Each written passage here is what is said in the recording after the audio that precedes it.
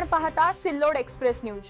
धुळे जिल्ह्यातून एक मोठी कारवाई समोर आली आहे। लाचलुचपत प्रतिबंधक विभागानं कृषी विभागातील एका अधिकाऱ्याला 28,000 रुपयांची लाच स्वीकारताना रंगेहात पकडलाय।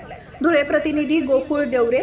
मिळालेल्या माहितीनुसार धुळे तालुका कृषी कार्यालय पिंपरी येथील कृषी पर्यवेक्षक कैलास रामदास तेले यांच्यावर ही कारवाई करण्यात आली आहे। ही कारवाई 21 एप्रिल रोजी सायंकाळी जय हिंद चौकात सापळा रचून करण्यात आली।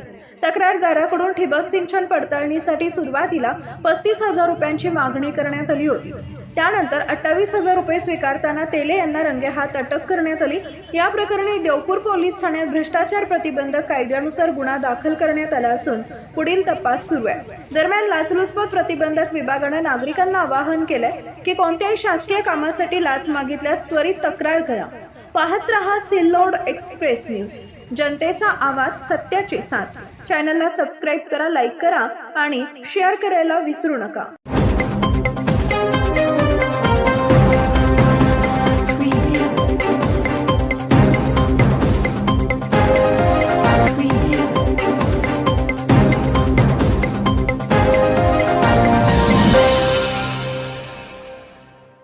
राज्यभर सुरू असलेल्या सरकारी, निमसरकारी कर्मचारी तसेच शिक्षक, शिक्षकेतर कर्मचारी संघटनांच्या बेमुदत संपाचा आज दुसरा दिवस धुळे शहरात उत्साहात आणि तीव्रतेने पार पडला। धुळे प्रतिनिधी गोकुळ देवरे।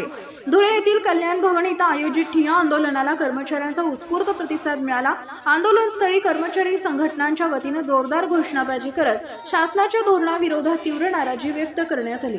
या आंदोलनात विविध विभागातील कर्मचारी आणि पदाधिकारी मोठ्या संख्येने सहभागी झाले होते। समन्वय समितीचे निमंत्रक डॉक्टर संजय पाटील, राज्य सरकारी कर्मचारी मध्यवर्ती संघटनेचे अध्यक्ष राजेंद्र माळी, सचिव अविनाश मोरे, कार्याध्यक्ष सुरेश पाईकराव यांच्यासह अनेक संघटनांच्या प्रतिनिधींनी आपल्या भाषणातून शासनाच्या धोरणावर टीका करत मागण्यांची जोरदार मांडणी केली।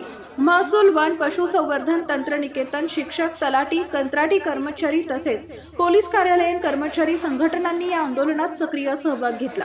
महिला कर्मचारी संघटनेच्या पदाधिकाऱ्यांनी देखील मोठ्या संख्येने उपस्थित राहून आंदोलनाला बळ दिलं।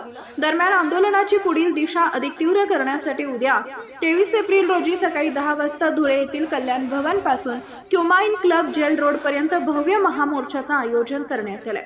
या महामोर्चात मोठ्या संख्येने सहभागी होण्याचं आवाहन समन्वय समितीच्या वतीने करण्यात आलं असून उद्याचा मोर्चा हा शासनासाठी इशारा ठरणार असल्याचं आंदोलकांनी स्पष्ट केलंय।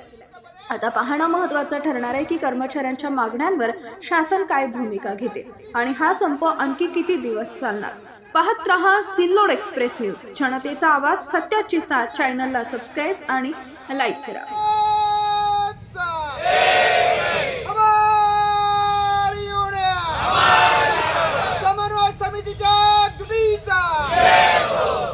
नमस्कार, सत्यासाठी लढणारी आवाज सिल्लोड एक्सप्रेस वृत्तपत्र आणि वृत्तवाहिनी 2018 पासून आपल्या देशातील प्रत्येक जिल्हा, तालुका आणि ग्रामीण भागातील खरी, निडर आणि विश्वासार्ह बातमी आपल्यापर्यंत पोहोचवत आहे। पण एक मनापासूनचा प्रश्न आहे, जेव्हा आम्ही तुमच्यासाठी सत्य मांडतो तुम्ही आमच्यासाठी एक छोटासा पाठिंबा देऊ शकत नाही का? एक लाईक, एक सबस्क्राइब, यासाठी तुम्हाला एकही रुपया खर्च करावा लागत नाही, पण तुमचा हा छोटासा सपोर्ट आम्हाला आणखी ताकद, प्रेरणा आणि हिंमत देतो। जर तुम्हाला खऱ्या बातम्यांना साथ द्यायची असेल तर आत्ताच सिल्लोड एक्सप्रेस चॅनलला सबस्क्राइब करा, लाईक करा आणि शेअर करा। हा विश्वास आमची ताकद। आम्ही तुमच्यासाठी मराठी चॅनल सुरू केले। मराठी भाषेत आवडत नसेल तर कमेंट करा, आम्ही तुमच्यासाठी हिंदी भाषेत चॅनल सुरू करू। धन्यवाद।